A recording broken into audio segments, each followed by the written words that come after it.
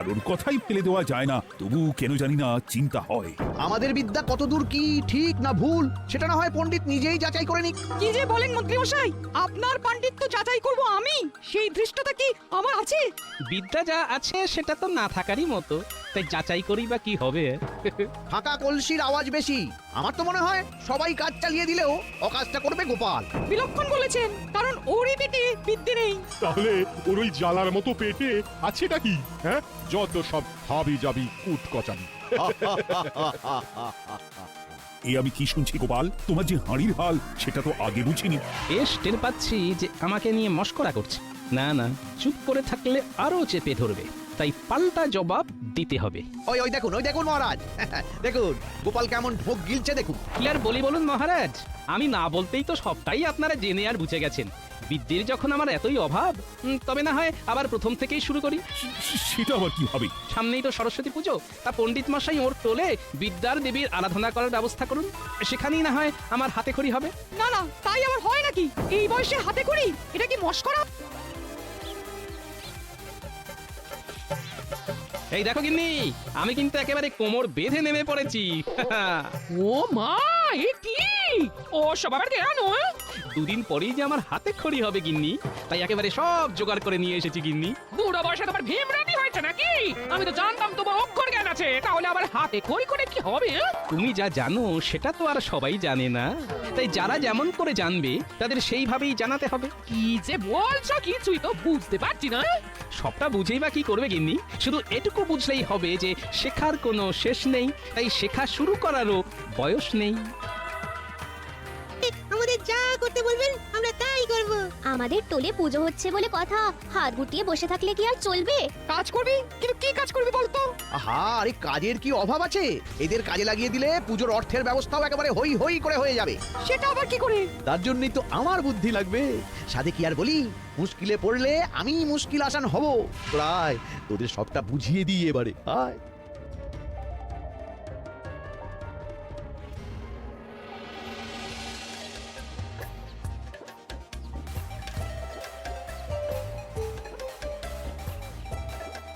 বলতে সবার কাছে গিয়ে চাঁদা চাইছি, কেউ দিচ্ছে কেউ দিচ্ছে না। না দিয়ে যাবে কোথায়? এই তো দেখ না কেমন করে চাইতে হয়, দেখাচ্ছি। ও কাকু, আমাদের টোলের সরস্বতী পূজার জন্য মুক্ত হস্তের দান করুন। তোদের টোলের পুজোয় আমি কেন দান করতে যাব? আহা, বাচ্চারা যখন আদর করে গাইছে ওদের তখন একটু খুশি করে দে না ভাই। সে নয় দিচ্ছি, তবে পণ্ডিত মশাই এইভাবে অর্থ সাহায্য নিলে তো মুশকিল।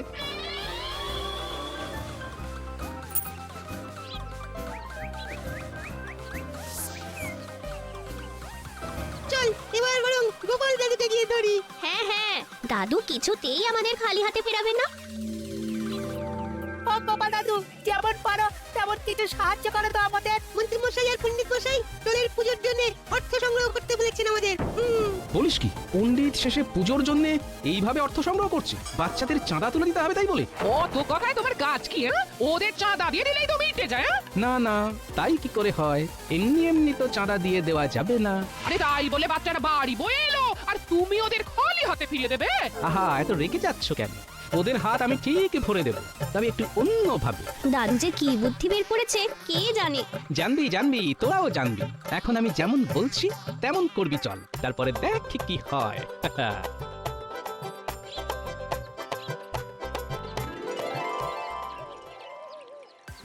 তাহলে সবার কাজ শুরু করা যাক নাকি, কি বলো মন্ত্রী? হ্যাঁ হ্যাঁ, শুরু করে দিন মহারাজ। তবে গোপাল আজকে আবার ডুব দিয়েছে। আজ বাদে কাল হাতে করি, গোপাল কি তবে সেই দিকেই মন দিয়েছে? তাই বলে সবার কাজে ফাঁকি দেবে? ব্যাপার কি গোপাল? এই যে পণ্ডিত মশাইয়ের টোলের সরস্বতী পুজোর অনুদান সংগ্রহ করতে এসেছি মহারাজ। যা ভেবেছি ঠিক তাই, গোপাল আবার ঝামেলায় ফেলার মতলব করেছে। এই মরেছি, গোপাল তো হাটে হাঁড়ি ভেঙে ফেললো বলে মনে হচ্ছে। ইস, এইসব কি হচ্ছে গোপাল? এটা আবার কি?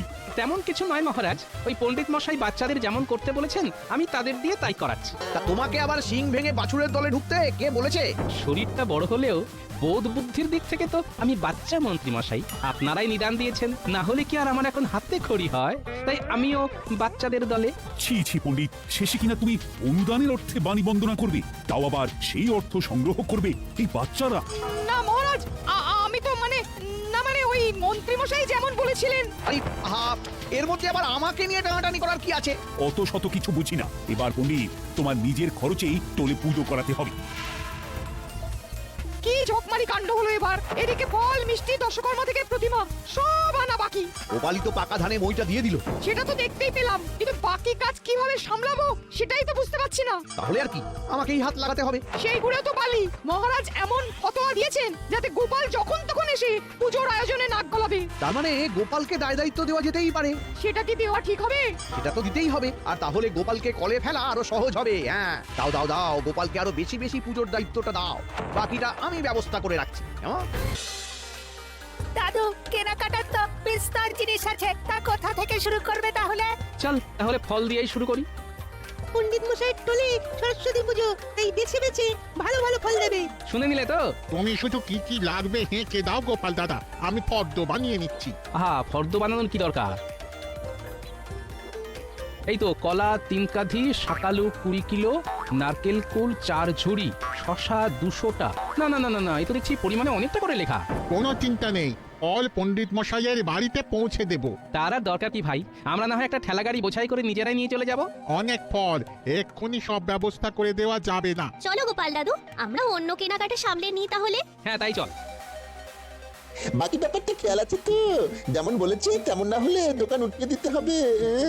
চিন্তা নেই, মন্ত্রী মশাইয়ের কথা মতোই কাজ হবে। ও গোপাল দাদু, এত কি ভাবছো বলো তো? তোমার কি কোনো প্রতিমাই পছন্দ হচ্ছে না নাকি? দাদুর চোখে আর আমাদের মতো যে যেটাই দেখবে সেটাই পছন্দ হয়ে যাবে। না না, ঠাকুরের মূর্তি কি আর অপছন্দের হয়? তবে তারই মধ্যে একটু দেখে শুনে নিতে হয়। দেখাশোনা নিয়ে ভেবো না গোপাল দাদা, সবটাই আমি দেখে শুনে দেবো। দেবো না করে এখনই দাও দেখি, আমরা একেবারে সঙ্গে করে নিয়ে যাব। না না, এখনো অনেক ছোট ছোট কাজ বাকি আছে, তবে চিন্তা নেই, পুজোর আগে সময় মতো ঠিক পৌঁছে দেবো। ওই দেখো, এখান থেকেও তো খালি হাতে ফিরে যেতে হবে। কি আর করা যাবে? একদম ভালো লাগছে না, কোনো কিছুই তো সঙ্গে করে নিয়ে যেতে পারছি না। তাই প্রতিমা না নিয়ে আমরা যাব না। সবটাই তো মানিয়ে গুছিয়ে নিতে হবে, তাই বায়না না করে আয়, আমি যেটা বলছি সেটা মন দিয়ে শোন।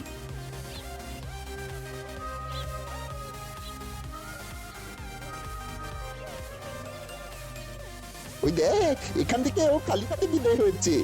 চল বটা চল, এবার আমাদের ওই মুচির কাজটা সেরে ফেলি। কোনো চিন্তা নেই গোপাল দাদু, আমরা তোমার কথা মতোই কাজ করব। এই তো, আমাদের যেটা নেওয়ার সেটা সরিয়ে নিয়েছি। এটা আবার আমরা মন্ত্রী মশাইকে উপহার দেব। আমি না হয় সাজিয়ে গুছিয়ে পণ্ডিত মশাইয়ের বাড়ি প্রতিমা পাঠিয়ে দেবো।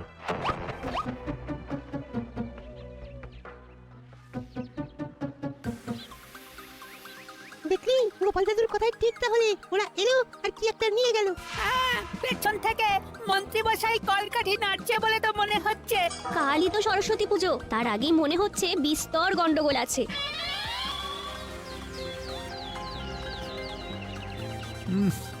আমি তৈরি হয়ে দাঁড়িয়ে আছি, কিন্তু সভাসদদের কারোর তো দেখা নেই। এই তো আমরা এসে গেছি মহারাজ, আজ বাদ দিলাম বাকি সব কাজ।